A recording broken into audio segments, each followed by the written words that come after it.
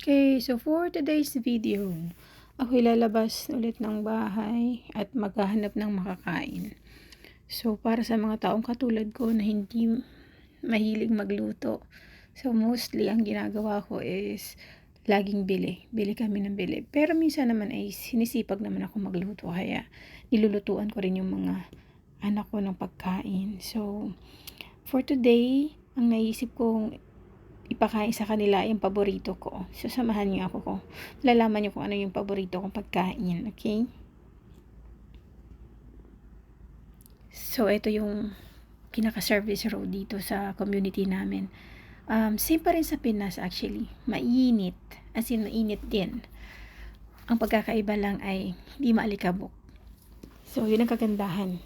So, ito naman ay ang main highway. So, dyan dumadaan ang mga bus na BBI papuntang downtown. So, medyo malayo-layo ang nilakad ko. Pero tsinagaan ko talaga siya. Gawa ng kailangan makabili na ng pagkain at gutom ng aking mga alaga. So, ayan na. Yan ang palatandaan kong building. Alam ko tapat niyan ay yung tindahan ng lagi kong binibilhan. At ang paborito kong pagkain ay ang walang ibang at walang kamatayang dumplings. Itong Green Dragon na to ay para sa akin napakasarap talaga ng dumplings nila. Ever since. Simula nung tumuntong ako dito sa Taiwan. So, yan po yan. So, since hindi ako marunong kung paano sabihin ang corn soup sa Chinese, nag-Google Translate pa ako.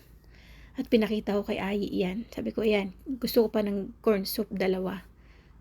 Umintang pala, umintang. Ay, umitang o umitang, whatever. So, yan. Sabi ni Kuko, wag ko daw siya videohan.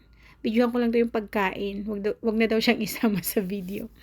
So, sabi ko, hindi ka naman kasama yung pagkain lang kako. Ipapakita ko kung paano ba niluluto ang napakasarap na dumplings nyo. Si EJ din ay paborito niya ito. Kaya, ito na lang naisip kong bilhin. So, sabi nila, doon daw ako pong umupo sa loob habang naghihintay kasi napakainit. Totoo nga naman, napakainit talaga. Ito yung pinambabalot nila sa karne para maging dumplings. I mean, yung mixture ba? So, ayan. So, binayaran ko lahat ay nasa 350. So, almost, magkano yan? 700 sa peso. Almost 700 sa peso. Ayan, ready na ako umuwi.